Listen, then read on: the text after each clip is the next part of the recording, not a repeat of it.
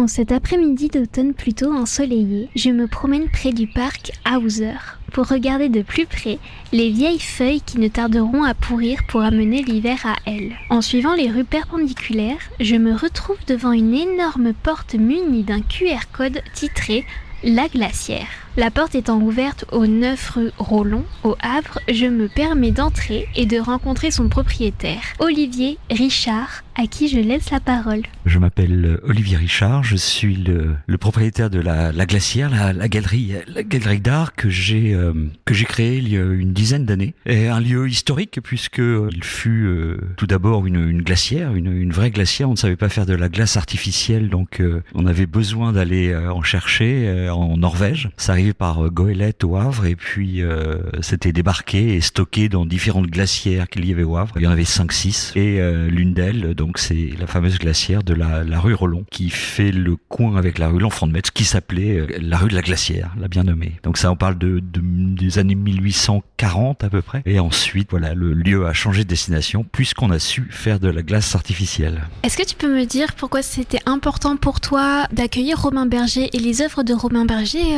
en ce début de rentrée? Tout vient d'une démarche d'Olivier Bouzard qui m'a approché pour me demander si ce travail pouvait m'intéresser. Et j'ai été tout d'abord estomaqué d'entendre que nombreuses galeries françaises l'avaient refusé. Alors là, c'est l'incompréhension totale. Et devant son talent, son réel talent, son jeune talent, j'ai accepté d'emblée d'exposer Romain qui a ensuite amené avec lui dans ses bagages Caterina Franchi, l'italienne. Est-ce que tu pourrais me parler de la future exposition à venir? Oui, alors il s'agit à partir du 28 octobre, un Canadien qui s'appelle Daniel Leblond, qui a déjà exposé à l'abbaye de Graville il y a quelques années et qui va nous proposer une mise en scène ensorcelante avec des grands totems immenses de plus de 2 mètres de haut, avec le film qui a été fait aussi à l'abbaye de Graville. Voilà, c'est un travail magnifique que j'invite tous les auditeurs de West Tract à venir voir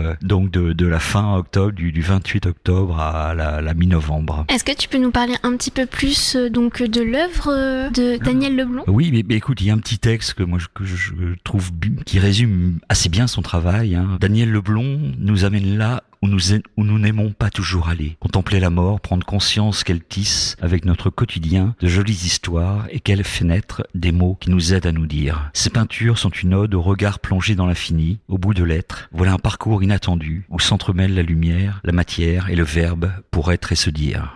Ça donne envie de venir. Et toi, en tant que galeriste, comment tu choisis les œuvres? Comment tu choisis les artistes? En général, des coups de cœur. Maintenant, au début, c'était plutôt local puisque n'est pas très très connu. Et puis, chemin faisant, donc la galerie a pu acquérir une petite notoriété, toute petite.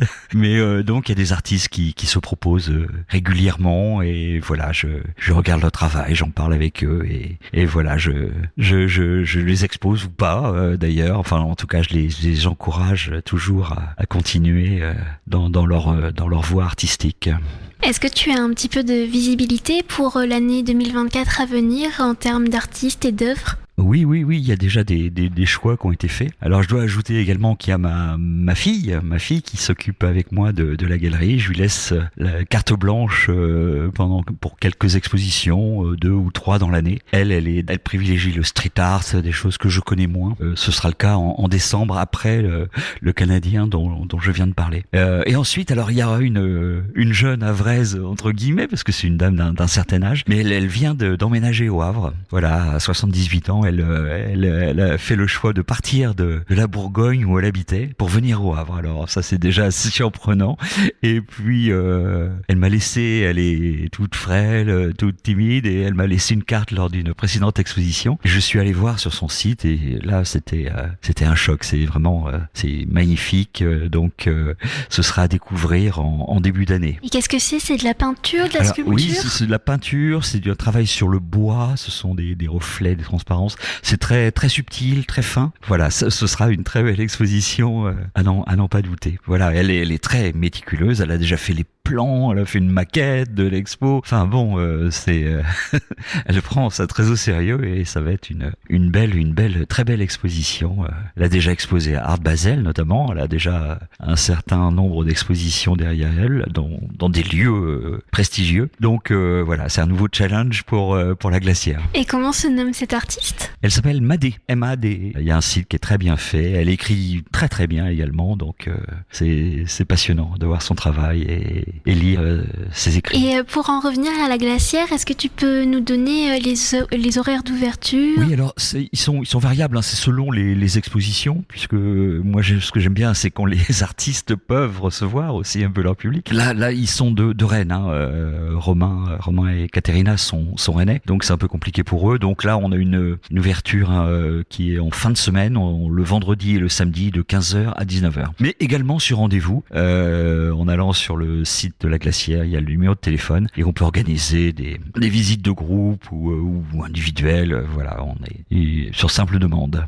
Là, je venais découvrir, le lieu est assez atypique, donc et puis on essaie toujours de bien accueillir les gens. Il y aura de nouveaux vernissages, de nouvelles expositions et voilà, on va encore quelques années, j'espère, faire vivre ce lieu de la meilleure façon possible. Merci beaucoup Olivier Richard de m'avoir permis d'entrer à la Glacière pour cette interview. La Glacière est donc ouverte au 9 rue Rollon les vendredis et samedis de 15h à 19h ou sur rendez-vous au 06 91 21 04. Vous pouvez donc retrouver toute l'actualité du lieu sur leur site internet galerie.laglacière-lh.fr. C'était Nausicaa pour Westrack Radio.